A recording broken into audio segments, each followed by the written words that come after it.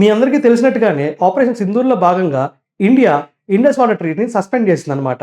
So, ఇప్పుడు అదే అడుగుజాడల్లో ఆఫ్ఘనిస్తాన్‌లో నడుస్తూ కొత్తగా ఒక ఇన్‌ఫ్రాస్ట్రక్చరల్ ప్రాజెక్ట్ అనేది పట్టరాబోతుంది.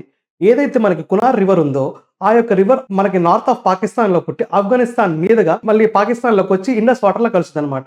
సో, ఇప్పుడు అదే రివర్ మీద జలాలాబాద్ దగ్గర ఆఫ్ఘనిస్తాన్ ఒక కన్‌స్ట్రక్షనల్ ప్రాజెక్ట్ ఆర్ ఒక డ్యామ్ అనేది తీసుకురాబోతుందనమాట.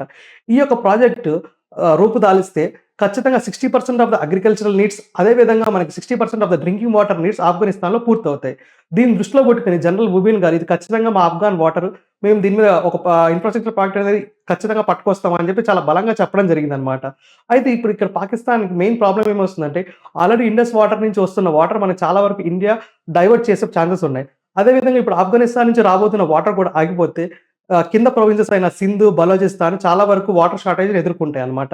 సో, దీని మీద పాకిస్తాన్ ఖచ్చితంగా ఇంకో వార్‌కనేది ఎళ్ళుద్ది. ఈ యొక్క ఫ్యూచర్ అప్‌డేట్స్ ఎలా ఉంటాయో చూడాలన్నమాట.